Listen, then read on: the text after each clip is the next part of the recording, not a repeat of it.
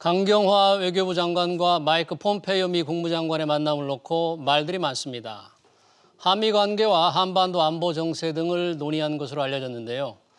조 바이든 시대를 맞아서 한반도 정세는 어떤 변화가 있을지 짚어보겠습니다. 김형석 전 통일부 차관 오셨습니다. 차관님 어서 오십시오. 반갑습니다. 네, 안녕하십니까. 오늘 아침 보도를 보니까 강경화 장관 네. 왜 폼페이오 만났나, 헛걸음 아니냐 이런 말들까지 나오는데 네. 만날 필요성은 있었다고 보십니까, 차관님 어떻습니까?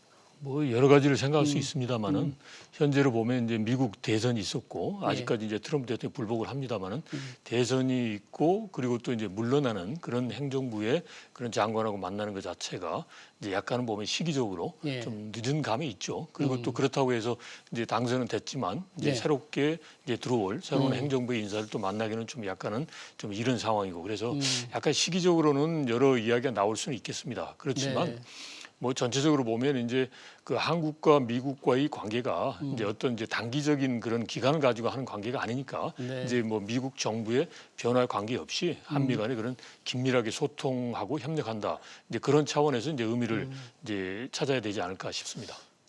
떠나가는 미국의 트럼프 팀의 이제 국무장관을 만나는 것은 그럴 수 있는데 더욱 중요한 것은 새로 들어오는 바이든 팀의 이제 외교를 총괄하는 사람을 만나야 될 텐데 이번에 가서 만날 수가 없다면서요? 미국의 규정상 어떤 그런 게 있습니까? 일단은 이제 미국에서 보면 기본적으로 이제 저 트럼프 대통령 시절에 소위 저 인수위 시절에 러시아 쪽 인사들하고 만나서 결국은 이제 러시아 스캔들이라고 하는 이제 그런 탄핵으로까지 이어지는 그런 상황이 있었지 않습니까? 이제 그러다 보니까 아무래도 이제 그런 이제 특정 국가와 그다음에 소위 그 의전적으로나 또는 이제 어떤 행사성에서 만나는 거 말고 뭔가 좀 인포멀하게 만나는 거는 이제 주저하는 것 같고 이제 내부적으로 규율을 하고 있는 것 같아요.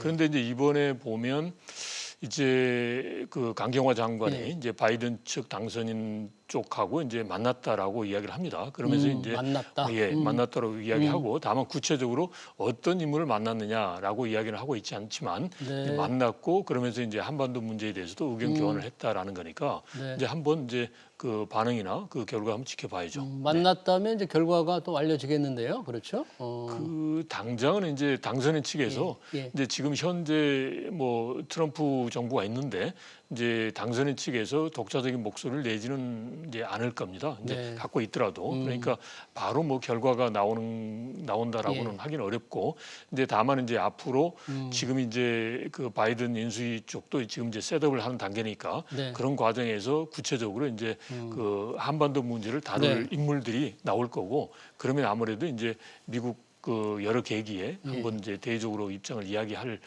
경우가 있을 겁니다. 이제 그때 알 수 있겠죠. 아직은 이제 바이든의 외교안보팀이 말씀하신 대로 이제 구성이 아직 안 됐잖아요. 지금 인수위도 제대로 못 꾸려서 트럼프 행정부가 돈도 안 주니까 인수위를 꾸릴 수도 없다고 하는데 여튼 그동안의 공약이라든지 또 민주당 정부의 흐름을 볼 때 바이든의 어떤 대북 정책 트럼프와 좀 많이 다르겠죠. 그죠? 어떻게 다를 것 같습니까? 그 기본은 이제 트럼프식으로 이제 소위 일종의 쇼를 하진 않겠다. 그러니까 즉 무언가 여건이 되지 않는데 마치 이제 된 것처럼 하는 걸 안 한다는 거죠. 그러니까 이번에 기본적으로 이제 트럼프 대통령이 북미 정상회담 한 것 그거 자체를 바이든 이제 대통령 당선자가 비판한 거는 실질적으로 북한이 핵 문제와 있어서 실질적인 그런 조치를 취한 게 없다. 없는데 마치 실질적인 조치가 있는 것처럼 정상회담을 하고 이렇게 요란스럽게 떠드는 게 잘못됐다라는 거란 말이죠. 그래서 이제 북한이 무언가 이제 실질적인 조치가 없으면 트럼프 대통령처럼 이렇게 막 그 쇼식으로 이벤트식으로 하는 걸 하지 않겠다. 그러니까 북한이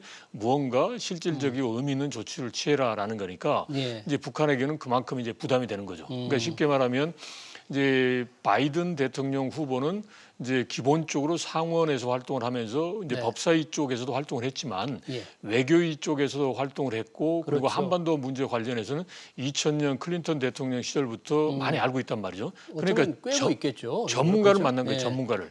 그런데 이제 트럼프 대통령은 비전문가였잖아요. 그러니까 북한의 입장에서 보면 전문가를 만나서 이제 속된 말로 하면 이제 된통 만난 거란 말이에요. 그러니까 어정쩡하게 어물쩍 넘어갈 수가 없는 이제 그런 상황이 되는 거죠. 그래서 아마도 이제 바이든 대통령이 이제 취임을 하게 되면 이제 북한 문제에 대해서도 이제 뭔가 이제 원칙에 맞게 이제 꼼꼼하게 이제 그렇다고 해서 북한하고 대화하지 않고 무조건 뭐 압살하겠다 이런 건 아니고 이제 북한이 이제 비핵화를 하고 국제사회하고 협력하는 그러한 방향으로 온다면 거기에 맞춰서 이제 미국도 움직이지만 그게 아니다 그러면 이제 오히려 더 이제 그 트럼프 때보다는 좀 힘들어질 수가 있죠. 그러니까 트럼프 대통령은 김정은 위원장과 만나서 사진도 찍고 그렇죠. 친구라고 부르고 네. 하지만 실제 이루어진 것이 없는데 그렇죠. 바이든 대통령 당선자는 단계적으로 이제 할 가능성이 있다 이런 얘기 그렇죠. 아닙니까? 핵을 어느 정도 줄이냐에 따라서 뭐 제재도 조금씩 완화한다거나 그렇죠. 그게 오히려 북한에 좋을 수도 있고 버거울 수도 있고 그러겠네요. 그렇죠. 그러니까 북한이 조급함을 갖지 않는다면 그게 좋고 그게 어떻게 보면 안정적으로 가는 거죠. 자, 지금 보면 이제 바이든 대통령이 우리가 보통 이야기하는 게 이제 제2의 클린턴 대통령이 될 거냐 아니면 제2의 오바마 대통령이 될 거냐 그래요. 그게 무슨 뜻입니까? 근데 제2의 이게 클린턴? 제2의 클린턴이라는 것은 2000년에 소위 평양에서의 북미 정상회담을 통해서 북미 관계가 정상화되는 이제 그런 쪽으로 해서 과감하게 갈 거냐 아니면 오바마 대통령처럼 이제 북한 문제에 대해서 사실상 방치를 하고 그냥 그 유야무야하게 기다리고만 있냐 소위 전략적 인내로 가느냐 이건데 전략적 인내. 그런데 이제 오바마 대통령 시절에 어떤 상황이 있었냐면 오바마 대통령이 이제 취임을 하자마자 북한의 2차 핵실험을 합니다. 2009년에 취임하자마자. 그럼에도 불구하고 오바마 대통령은 이제 북한과 계속 대화를 통해서 핵 문제를 해결하자고 이제 소위 육자회담을 복원하는 합의를 해요. 합의를 하는데 그 합의가 있고 난 다음에 북한이 그 합의 이행을 하는 것 대신에 소위 그 장거리 미사일을 발사를 합니다. 합의를 해놓고도 장거리 미사일을 발사해버린다. 그래서 그런 상황을 보니까 미국에서 어떻게 생각하느냐.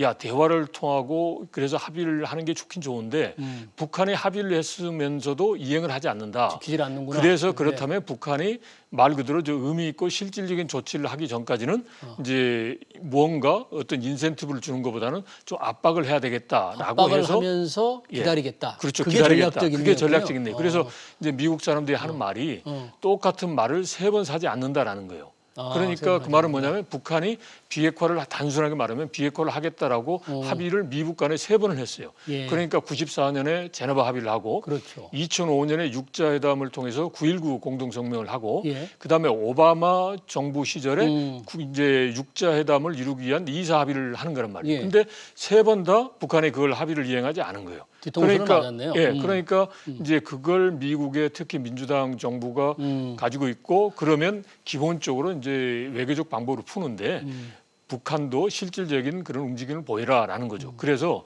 이제 제2의 이제 클린턴 대통령, 제2의 오바마 대통령 이건 서로 다른 게 아니라 같은 거예요. 그러니까 북한 문제를 외교적 방법으로 푸는데 외교적 방법은 원칙이고 다만 이제 차이가 있었던 것은 이제 북한이 움직이느냐 안 움직이느냐 이거란 말이죠.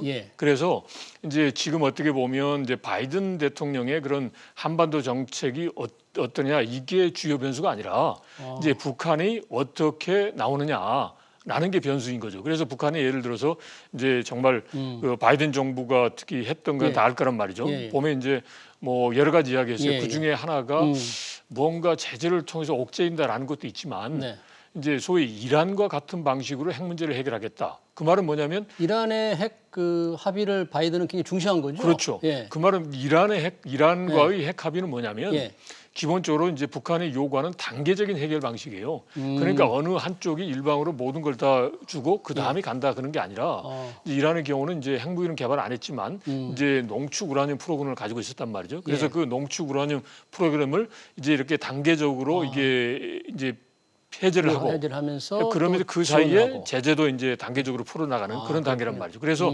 이러한 이란과의 그 합의라는 걸 이제 모델로 하고 있기 때문에 북한이 거기에 맞춰서 자기들이 생각하는 저 비핵화 관련된 조치를 이제 단계적으로 해오면 충분히 가능한 거죠. 그래서 이제 일종의 좀 트럼프 시대는 같습니다. 그러니까 북한이 트럼프에 대한 그 환상에서 빨리 벗어나서 사실 트럼프 대통령 오자마자 오바마의 그 이란 핵 합의를 바로 파기해 버렸잖아요. 그렇죠.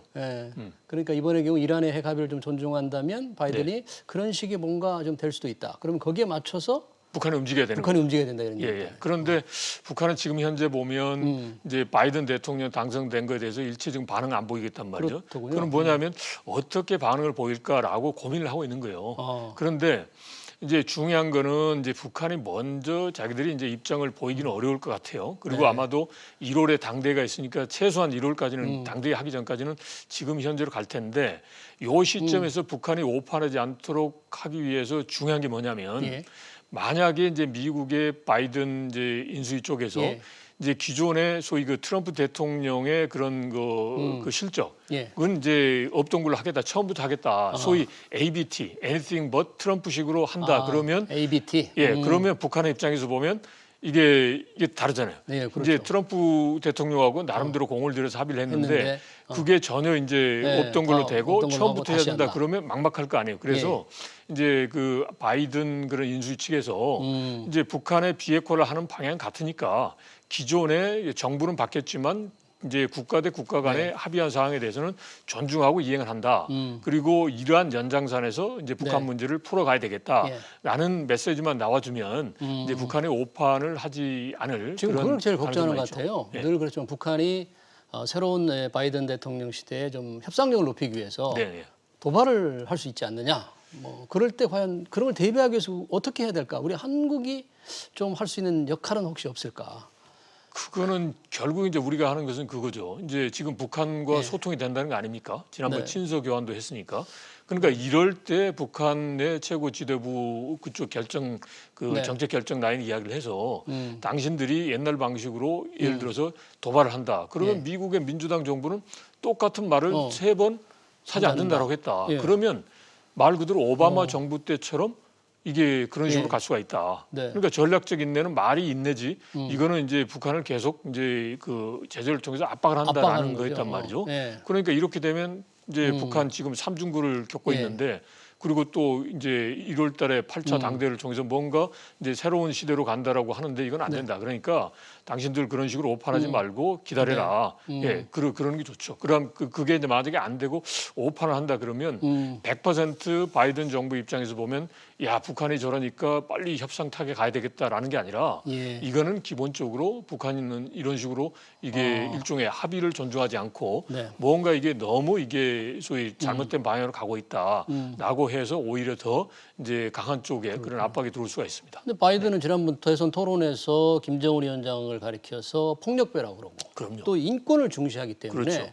김정은 위원장이 상대하기가 트럼프보다 훨씬 어렵지 않을까? 어렵죠. 그러니까 아까 말씀드린 대로 전문가를 만난 거예요. 이게 과거 히스토리를 쫙 꿰고 있는 거예요. 어떻게 보면 이제 김정은 위원장보다도 훨씬 더 이제 북한 문제에 대한 걸 알죠. 그러니까 지금 바이든 대통령 후보가 이제 지금 대통령이 되기 전에 우리 저 판문점 있죠. 그 올레 초소를 두 번인가 방문했어요. 아, 그럴까요? 그러면서 이제 소위 6.25 전쟁 때 3만이 넘는 미군이 사망을 했다라는 부분에 대해서도 애틋한 감정이 있는 거기 때문에 이제 어떻게 보면 정서적으로나 그리고 또 이제 미국 간에 이제 소위 협상하는 그런 그 히스토리 이런 부분에 대해서 보다 더 정통하죠.